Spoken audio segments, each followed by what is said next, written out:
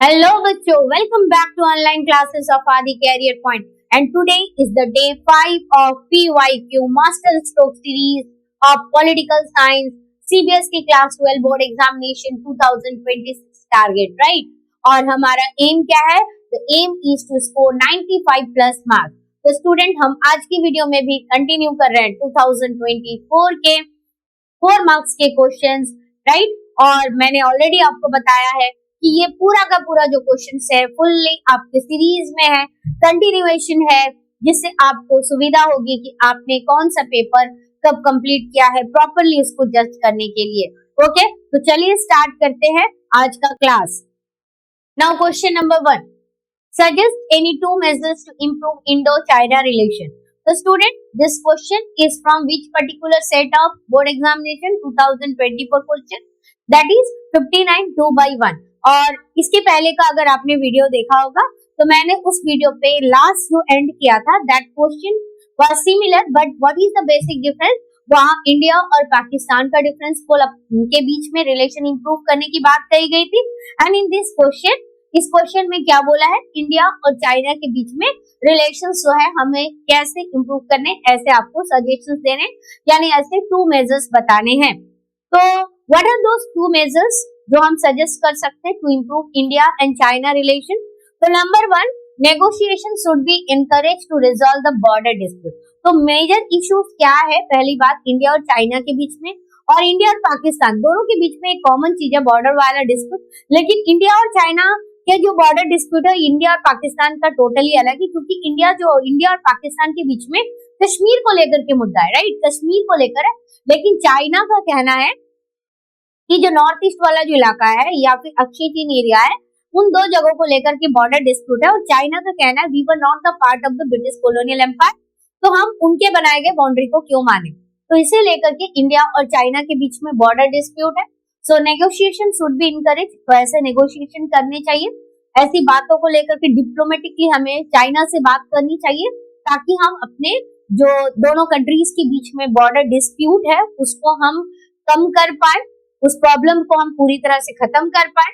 Next क्या है, regular meeting होनी चाहिए, क्योंकि रेगुलरली अगर हम एक दूसरे के साथ में बात करेंगे अपने डिफरेंसेस को लेकर, अपने चैलेंजेस को लेकर, या फिर ऐसे इश्यूज जो कॉमन है, राइट, तब जाकर के हम उस प्रॉब्लम को रिजॉल्व कर सकते हैं। तो regular meetings of different personal should be held to maintain what, maintain peace at the actual line of control. कि एक्चुअल लाइन ऑफ कंट्रोल के बीच में जो पीस जो है वो कैसे हम लेकर के आए, दोनों कंट्रीज का जो ये बॉर्डर डिस्प्यूट है उसको कैसे हम कम करें।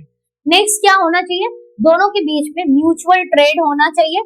Mutual trade should be encourage, जैसे कि कोई भी कंट्री कभी दूसरे कंट्री पे क्यों अपना इन्वेस्टमेंट करती है, क्यों वहां पर अपने प्रोडक्ट सेल करना चाहती है, जब उनके लिए वो बहुत बड़ा मार्केट होगा। तो China is the first most populous country, तो India is the second most populous country, और चाइनीज प्रोडक्ट की जो है वो ह्यूज डिमांड इंडियन मार्केट में है।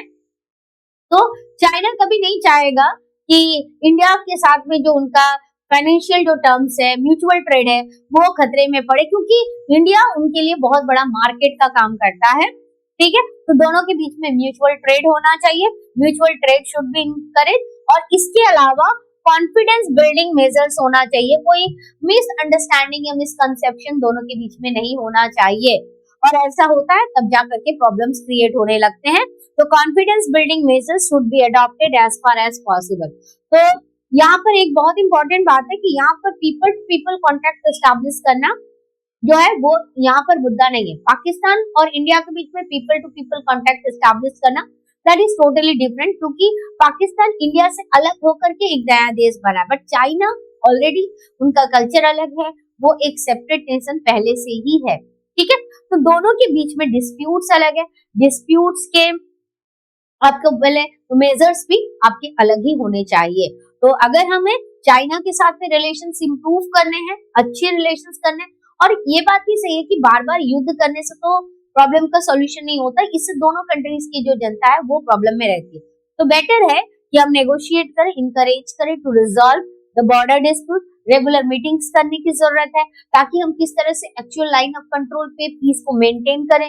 म्यूचुअल ट्रेड होना चाहिए एंड कॉन्फिडेंस बिल्डिंग मेजर्स को अडॉप्ट करने की जरूरत है, ना कि हम डायरेक्ट वॉर में चले जाए एक दूसरे के साथ। Okay, now the last question of today session, that describe any two reason for the ethnic conflict in Sri Lanka। तो श्रीलंका में एथनिक कॉन्फ्लिक्ट किसके बीच में? सिन्हला और श्रीलंकन तमिल्स के बीच में।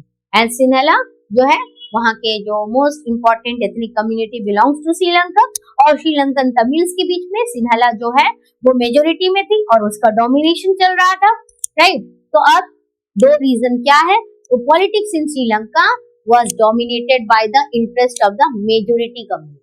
तो श्रीलंका में जो पॉलिटिक्स थी वो जो है वहां की कॉमन पीपल के इंटरेस्ट में नहीं थी, वहां के जो डोमिनेंट कम्युनिटी थी सिंहला उसके बेनिफिट के लिए थी। तो जो माइनॉरिटी है उनका क्या? उन्होंने कोई दोस्त किया है? उनके लिए नहीं सोचेंगे। उनको एजुकेशन सेक्टर में कोई रिजर्वेशन नहीं, जॉब में उनके लिए पहले चॉइसेस अवेलेबल नहीं होते हैं, कुछ भी नहीं मिल रहा उनको बेनिफिट, तो वो बेचारे प्रोटेस्ट नहीं करेंगे तो क्या करेंगे? Next, the major community was hostile toward, they were hostile to a large number of Tamils in Sri Lanka, and these Tamils migrated from where? Migrated from India to Sri Lanka. Okay, and the government also had what? Discriminatory policies। केवल वहां पर majority जो dominate कर रहा politics को वो नहीं, जो गवर्नमेंट है, गवर्नमेंट डेमोक्रेटिकली इलेक्टेड है, लेकिन ये गवर्नमेंट क्या कर रही है? ये गवर्नमेंट भी डिस्क्रिमिनेटरी पॉलिसीज अपना रही है। ये गवर्नमेंट क्या कर रही है? जो तमिल्स है उनको एकदम मार्जिनलाइज कर दे रही है, उनको कोई बेनिफिट नहीं दे रही, उनकी प्रॉब्लम का सॉल्यूशन नहीं निकाल रही, और इसकी वजह से फिर क्या होता है? श्रीलंका में सिविल वॉर होता है। Okay, and the neglect of Tamils led to the formation of what? Led to the formation of LTTE, and which led to an armed struggle, और जिसकी वजह से श्रीलंका पे श्रीलंकन तमिल और वहां की जो मेजोरिटी सिन्हला कम्युनिटीज है इनके बीच में कई सालों तक सिविल वॉर कंटिन्यू चलता रहता है। ठीक है, तो ये थे आज के सारे क्वेश्चंस। तो आई होप कि आपको ये पूरा का पूरा टॉपिक क्लियर हुआ होगा, और अगर कोई डाउट है तो डेफिनेटली आप मुझसे कमेंट सेक्शन में पूछ सकते हैं बच्चे। और जितना भी आप क्वेश्चंस पढ़ रहे हो, मैंने ऑलरेडी आपको गाइड किया कि सारे क्वेश्चंस को प्रॉपर नोट्स बना करके पढ़िए, और ये नोट्स जो है बाद में आपको रिवीजन करने में हेल्प करेगा। अलग अलग जगह से हर दिन एक नई जगह से टॉपिक मत पढ़िए। ओके, किसी एक प्लेटफॉर्म को चुनिए कहीं से भी, ठीक है, और उसके बाद आप प्रॉपर स्टडी कीजिए। लेकिन हाँ, ये जरूर देखना कि रियल पढ़ाई हो रही, सही सारे आंसर आ रहे कि नहीं आ रहे, ये भी जरूर देखना। Okay student, so thank you for watching this video, और अगले वीडियो में और दूसरे जो PYQ क्वेश्चंस है उनके साथ में हम फिर मिलते हैं। Okay student, thank you and please take care and happy learning. Now question number 2, highlight any two causes of globalisation, यानी कि what are the two causes of globalisation और what are the causes behind globalisation. तो globalisation के पीछे reason क्या है? तो अगर हम बात करें about the reason behind the globalisation, तो most important answer and most immediate answer हमारे पास में आता है, that is the advancement of what? Advancement of technology, right. तो that is the most important valuable answer जो हमें सबसे पहले खींचता है कि ग्लोबलाइजेशन किस वजह से है, only because of the advance communication technology. But do you think that this is the only reason? तो चलिए अब हम इस आंसर को डिटेल में पढ़े तो हमें समझ में आएगा what are the different causes behind globalisation. तो मैंने अभी आपको बताया that the advanced communication technology is what? It is one of the important cause behind what? It is one of the important cause behind the globalization। और इसमें advanced communication technology में क्या क्या आते हैं? Invention of the telegraph, telephone and the microchip, internet, smartphone, right? तो आज के टाइम पे स्मार्टफोन इसने कई सारी चीजों को भी अगर हम देखें तो पुराने टाइम पे टीवी वगैरह को भी रिप्लेस करना शुरू किया है, क्योंकि हमारे हाथों में ही मोबाइल है और उस मोबाइल से हम पूरी दुनिया को देख पा रहे हैं। तो डेफिनेटली ये one of the important cause है, but this is not just a single factor, there are some other causes also that is also responsible for globalisation. तो चलिए अब एक एग्जांपल की बात करते हैं। मान लीजिए हमारे पास टेक्नोलॉजी है, हमारे पास में टेक्नोलॉजी है, लेकिन अगर हम उसको यूज करना नहीं जानेंगे तो फिर उससे कोई मतलब नहीं बनता है। हमारा अगर उस चीज से इंटरेस्ट नहीं होगा, जैसे अगर मान लो मैं किसी दुनिया में कहाँ क्या हो रहा है उसके बारे में मैं जानना नहीं चाहती, तो मैं ग्लोबल नहीं होंगी ना। तो मैं ग्लोबल नहीं होंगी, मैं केवल अपने एक पर्टिकुलर एरिया तक सीमित रह जाऊंगी। तो ऐसे कौन से फैक्टर्स है टेक्नोलॉजी को छोड़ करके कि जो ग्लोबलाइजेशन के लिए रेस्पॉन्सिबल है? That is what? That is advance means of what? That is the advance means of transport. ये भी आपका इंपॉर्टेंट फैक्टर है। Advance means of transport help the ideas, capital and commodities and people move in a quicker and wider way from one part of the world to another. तो अगर हम बात करें इस पर्टिकुलर पॉइंट में, तो ancient period में एक बार हम जाते हैं, तो क्या लगता है कि एंशिएंट पीरियड में the people were not connected with each other? Yes, at that time also people move from one place to another place due to different reasons, but at that time ये जो transport system था ना, that was not good, right? इसीलिए ज्यादा number of people जो है, मोर number of people जो है, वो एक साथ एक जगह से दूसरी जगह ट्रेवल नहीं कर पाते थे, पहुंच नहीं पाते थे। ओनली कुछ इंटरेस्टेड पीपल जो कुछ एक्सप्लोर करना चाहते थे, कुछ लर्न करना चाहते थे, या फिर ट्रेडिंग एक्टिविटीज एसोसिएटेड थे, वही उस डिफिकल्ट जर्नी को, 6 महीने की जर्नी को, 40 दिन 50 दिनों की जर्नी को वो क्या करते थे, कवर अप करके एक जगह से दूसरी जगह पहुंचते थे। लेकिन आज की दुनिया अलग है, आज का टाइम अलग है। एडवांस मीन्स ऑफ कम्युनिकेशन जो है, लोग जब एक जगह से दूसरी जगह पहुंच रहे और बहुत जल्दी पहुंच रहे हैं। अब हमें आपका कोलकाता से दिल्ली जाने में 2 घंटे का टाइम लगता है, कोलकाता से चेन्नई पहुंचने में 2 घंटे का टाइम लगता है ना? Because of what? Advance means of transport system. तो अब जब हमारी जर्नी का टाइम जो पहले 6 महीने लगती थी, 1 महीने लगती थी, वीक्स लगते थे, अब वो तो आवर्स में आकर सीमित हो गए, घंटों में आकर के सीमित हो गया है, कुछ टाइम पर आकर के सीमित हो गया। तो डेफिनेटली लोग ज्यादा ट्रैवल कर रहे हैं और उनके साथ आइडियाज ट्रैवल कर रहे हैं, कैपिटल ट्रैवल कर रहा है, और एक जगह से दूसरी जगह कमोडिटीज भी ट्रैवल कर रहे हैं। आप घर पे बैठे हुए आप अमेरिका के प्रोडक्ट को इंडिया में मंगा सकते हो ऑर्डर करके, ऑनलाइन फैसिलिटीज अवेलेबल है। And people also move in a quicker and wider way from one part of the world to another part. तो जब मूवमेंट ज्यादा हो रहा है तो कनेक्टिविटी भी तो ज्यादा होगी, और जब कनेक्टिविटी ज्यादा होगी तो ऑब्वियसली लोगों का जब कनेक्शन एक दूसरे के साथ सेटअप होगा तो ग्लोबलाइजेशन तो होगा ही। Now another is what? That is facility of easy flow of commodities. पहले एक जगह से दूसरी जगह कमोडिटीज को ट्रैवल करने में, पीपल को ट्रैवल करने में, कैपिटल को ट्रैवल करने में प्रॉब्लम होता था, लेकिन अभी इजी फ्लो ऑफ फैसिलिटी है, राइट? नेक्स्ट क्या है? Interdependence of nation. अगर आज के टाइम पे कोई एक देश ये सोचे कि मैं अकेले रह जाऊंगा, अपने आप को आइसोलेट कर, फिर आपने देखा ना यूएसएसआर का हल क्या हुआ। एंड चाइना भी सेम तरह के ट्रेजेडी और क्राइसिस को फेस कर रहा था, लेकिन टाइम रहते चाइना ने क्या किया, अपने पॉलिसीज में चेंज कर दिया, और पॉलिसीज को चेंज करके एक एडवांस नेशन के रूप में आगे बढ़ रहा है, एडवांस टेक्नोलॉजी को लेकर आगे बढ़ रहा है। लेकिन टाइम रहते यूएसएसआर ने इन सारी चीजों पर फोकस नहीं किया, अपनी आइडियोलॉजी को लेकर बैठा रहा, अपनी सोच को लेकर के बैठा रहा, है ना? पूरी दुनिया को से अपने आप को आइसोलेट करके कि मुझे इनसे नहीं कनेक्शन करना, उनसे नहीं कनेक्शन करना, टाइम के साथ उसने चेंज नहीं किया। तो आज का टाइम जो है ना, इंटरडिपेंडेंस का टाइम है। हम एक कंट्री जो है वो दूसरे कंट्री के ऊपर डिपेंड है किसी न किसी चीज को लेकर के, राइट? तो ये इंटरडिपेंडेंस ऑफ द नेशन है, जिसकी वजह से हम एक दूसरे को कनेक्ट कर रहे हैं। लोग अच्छे एजुकेशन के लिए बाहर जा रहे हैं, लोग कमोडिटीज जो है एक जगह पे, मान लो एग्रीकल्चर प्रोडक्ट आपका कहीं पर अनियन बहुत ज्यादा हो रहा था, हम हमारे देश में अगर अनियन कम हुआ तो हम वहां से इम्पोर्ट कर रहे हैं, या फिर हम एक्सपोर्ट कर रहे हैं, तो ये इम्पोर्ट एक्सपोर्ट ये चल रहा है। तो यानी हम एक दूसरे के ऊपर डिपेंड है, हम ये नहीं कह सकते हैं कि हम अकेले ही सब कुछ कर सकते हैं आज के टाइम पे। एंड पॉलिसी ऑफ लिबरलाइजेशन, कि अब जो है लिबरलाइजेशन की पॉलिसी है, प्राइवेटाइजेशन की पॉलिसीज है, और जिसकी वजह से क्या हो रहा है कि चीजों में बहुत ज्यादा चेंजेस आ रहे। पहले रेस्ट्रिक्शंस बहुत ज्यादा हुआ करता था, रेस्ट्रिक्शंस बहुत ज्यादा थे, आपका फॉरेन डायरेक्ट इन्वेस्टमेंट नहीं हुआ करता था, स्पेशल इकोनॉमिक जोन्स नहीं होते थे। तो लेकिन अब ये सारी चीजें चेंज हो चुकी है, तो ऐसे वजह से जो है आपका ये सारी चीजें जो है that led to the globalization. Okay, so what are the different causes behind globalisation? तो इसको एक बार रिवाइज कीजिए, रिकैपिचुलेट कीजिए। Number 1, the advance communication technology. Number 2, that is the advanced means of transport. Number 3, facility of easy flow of what? Commodities, people, capital, everything. Next क्या? Interdependence of nation. And the last one, that is the policy of liberalization. Okay, all these things led to what? All these things led to the globalization. But what is the most vital reason? What is the most important reason behind globalization? That is the advanced communication technology. Okay. Now question number 3. Highlight any two positive effects of globalization. So this is the or question of this particular question.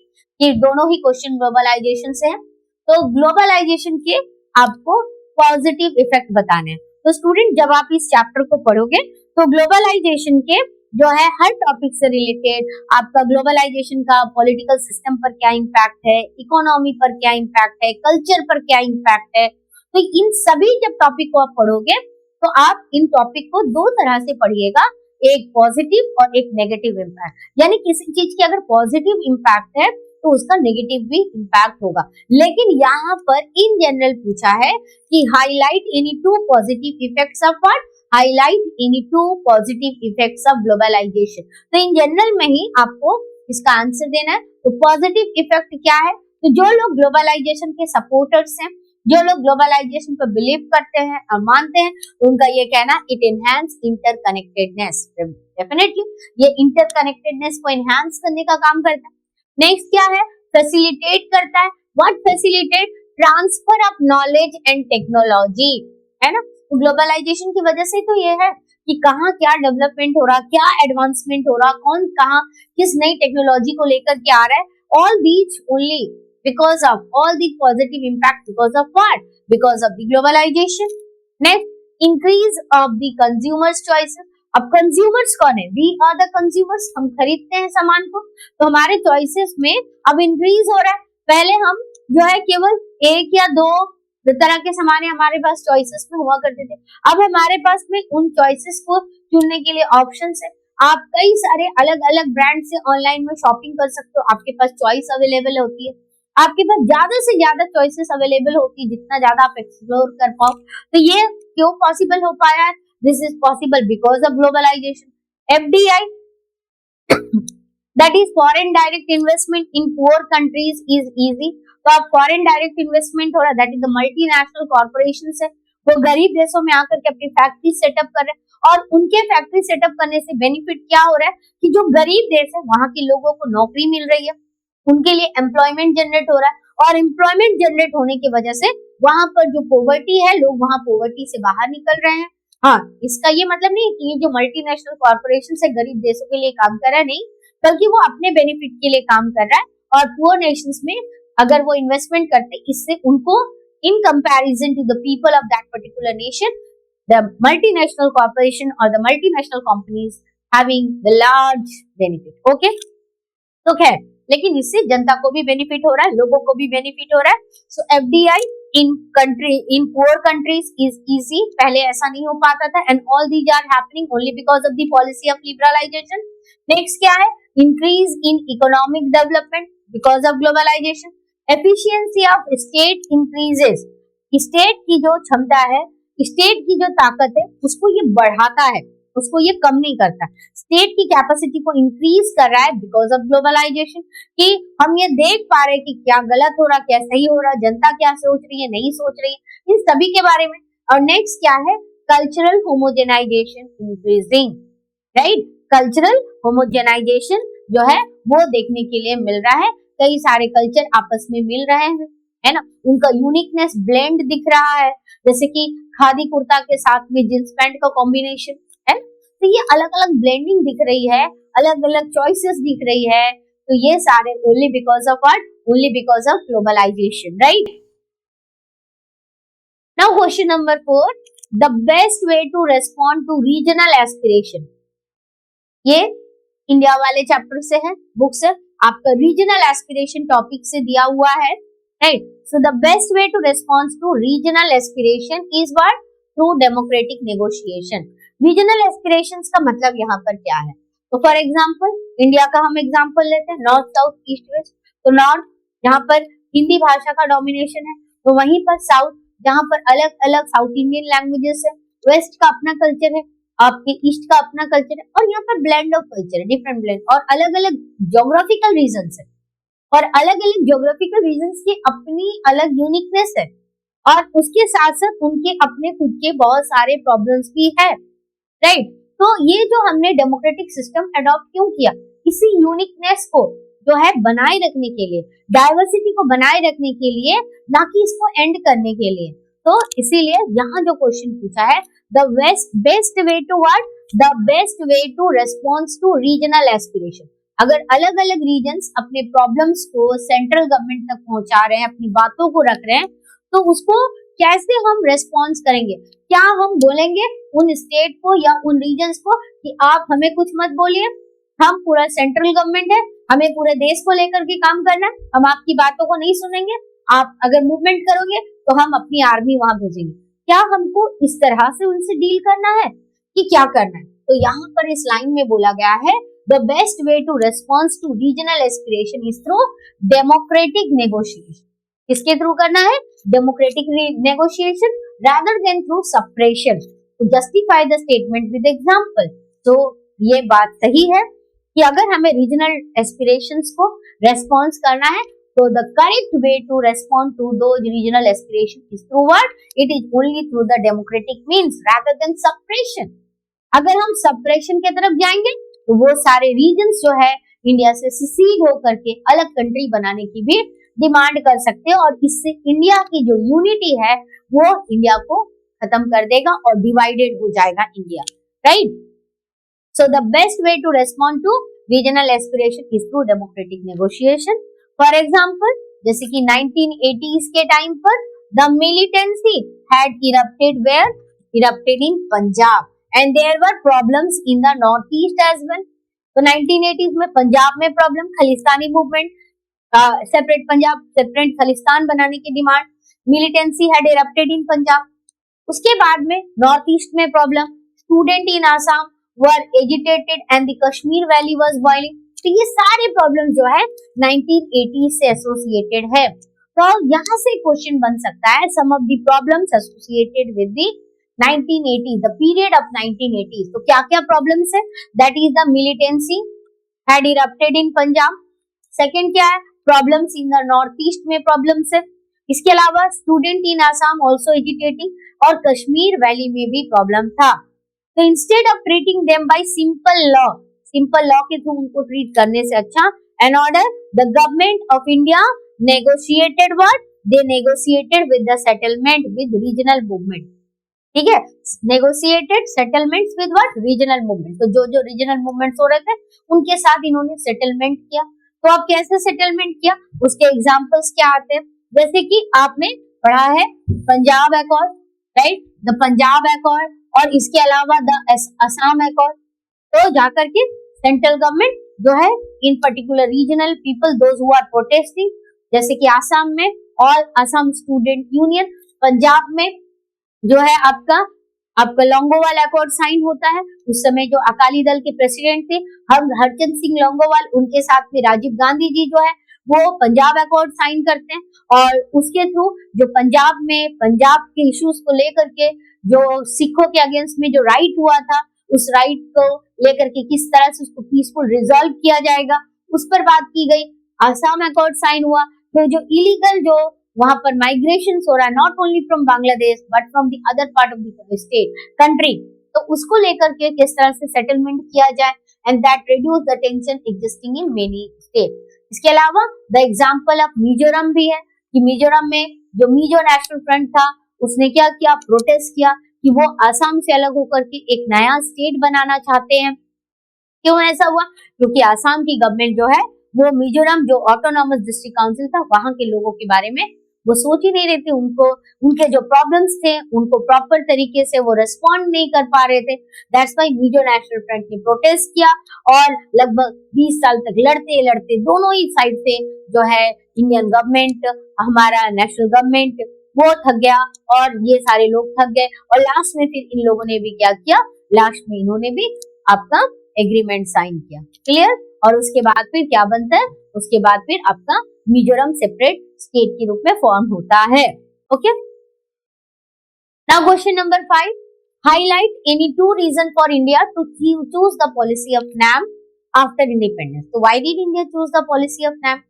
तो आखिर India ने NAM की policy को क्यों choose किया? What is the reason behind? तो NAM that is the non aligned. Non aligned means what? Non aligned means not to join any of the super power bloc, that is the USA led capitalist bloc and Russia आपका जो led है socialist ideology led, that is the socialist bloc of USSR. तो क्यों India ने choose किया? क्योंकि India को ये पता था कि अगर वो कैपिटलिस्ट ब्लॉक ज्वाइन करे तो उसको एज पर यूएसए के आइडियोलॉजी के हिसाब से काम करना पड़ेगा. और मान लो हमें जरूरत पड़ती है कि यूएसएसआर की किसी कंट्री के साथ में हमें काम है, उनसे हमें ट्रेड रिलेशन एस्टैब्लिश करने हैं, उससे हमें बेनिफिट होगा, लेकिन हम नहीं कर सकते क्योंकि हम एक तरह से फिर से गुलाम बन जाएंगे. हमने जो इतने मुश्किल से ये जो सोवरेनिटी अचीव किया है वो हमारे हाथों से चला जाएगा. और ठीक इसका उल्टा अगर सोशलिस्ट ब्लॉक ज्वाइन करे तो भी सेम इश्यूज आते हैं. तो इससे अच्छा है ना कि हम इनसे दूर रहे. लेकिन इनसे दूर रहने का मतलब ये नहीं है कि हम इंटरनेशनल पॉलिटिक्स से अपने आप को टोटली अलग कर लें. राइट, हम इंटरनेशनल लेवल पे अपनी वॉइस रेज करेंगे, लेकिन एक अलग प्लेटफॉर्म से रेज करेंगे. And that platform was what? That was name. और नेम में कौन से कंट्रीज थे? ये जो थर्ड वर्ल्ड कंट्रीज थे, एशिया के, अफ्रीका के, जो न्यूली इंडिपेंडेंट कंट्रीज थे, and all these countries having the same kind of challenges, the same kind of problems. Okay, so that's why India choose what? That's why India choose to be a NAM. So number one, to preserve what? Hard-earned sovereignty of India and protect territories of India. हमें अपने territories को भी protect करना है, right? India wanted to keep away from what? और दूसरी तरफ क्या है? इंडिया जो है ये दोनों सुपर पावर ब्लॉक से अपने आप को दूर रखना चाहती थी, क्योंकि ये जो दोनों सुपर पावर ब्लॉक की अलायंसेस थी ना, they were the military alliance. जैसे कि कैपिटलिस्ट ब्लॉक की मिलिट्री अलायंस का नाम क्या था? That was NATO. और आपका सोशलिस्ट ब्लॉक का military alliance that was Warsaw pact. Okay, next क्या है? To protect independent foreign policy. अगर हम किसी भी सुपर पावर ब्लॉक को ज्वाइन करेंगे तो हमारा अपना इंडिपेंडेंट फॉरेन पॉलिसी नहीं होगा, हमको उस पर्टिकुलर सुपर पावर ब्लॉक के फॉरेन पॉलिसी को मानकर चलना पड़ेगा. And to pursuit the national interest of the country. तो इन सबसे ऊपर देश का इंटरेस्ट है, देश के लिए हमें सोचना है, देश के लिए काम करना है, तो उस पर ज्यादा फोकस करना है रादर देन ये दोनों पावर ब्लॉक के स्ट्रगल में इन्वॉल्व होने से अच्छा. ठीक है, तो that's why India choose what? That's why India choose to be the part of NAM rather than joining any of the superpower block. Okay. Now question number 6. Explain any two consequences of the systematic destruction. What? That is the systematic destruction of the old system of social welfare. Due to what? Due to shock therapy. तो भाई shock therapy कहाँ पर हुआ था? Shock therapy हुआ था आपका post Soviet countries में. पोस्ट सोवियत कंट्री में आपने क्या देखा? They face the shock therapy. And why did they face the shock therapy?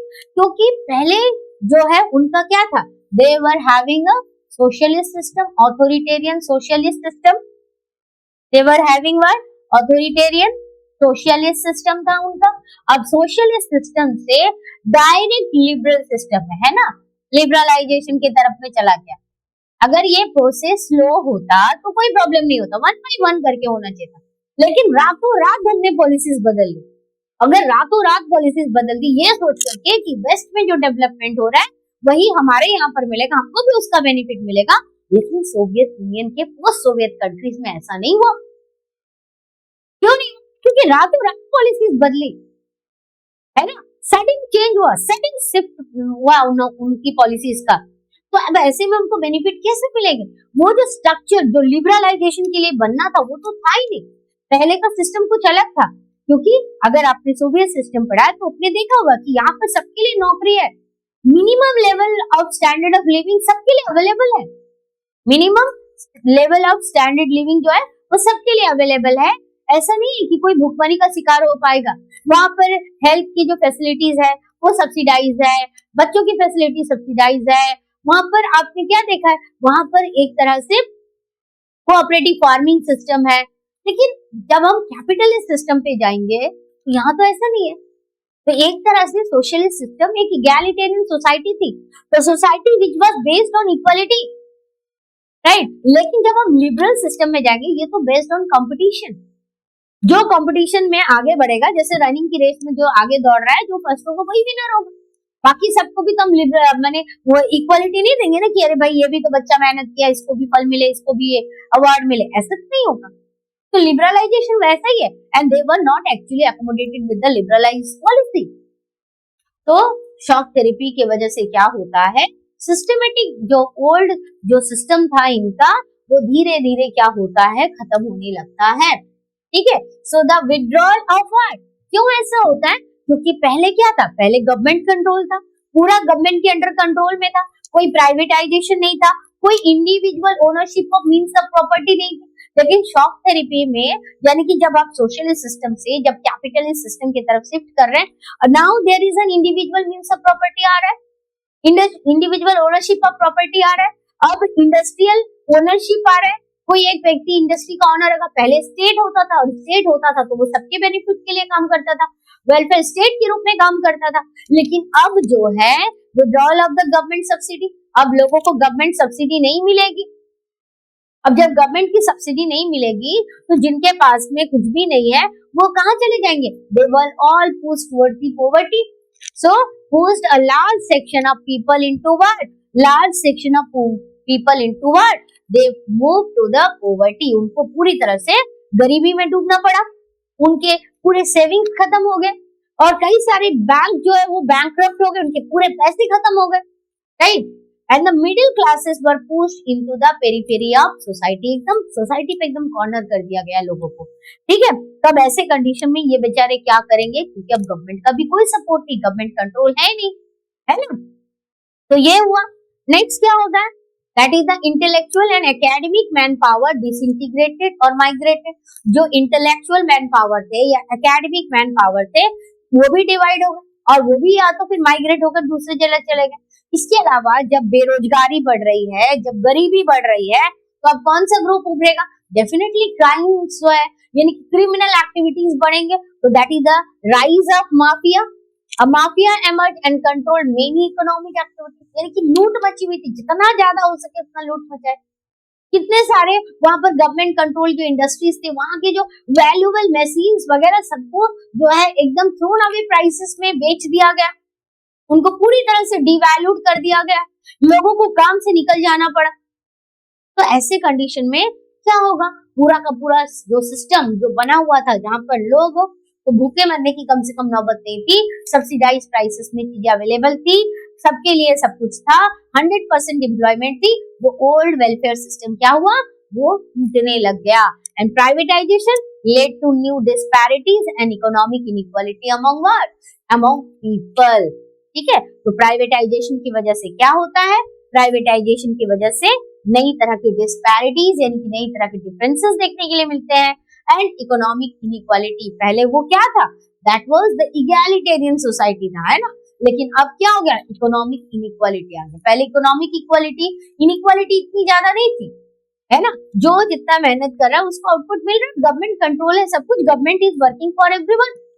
लेकिन अब प्राइवेटाइजेशन है तो प्राइवेट सेक्टर्स क्यों काम करे भाई, है ना, they are not responsible to the people, वो अपने प्रॉफिट को जनरेट करने के लिए काम करेंगे, ना कि जनता के प्रॉफिट के लिए काम करेंगे।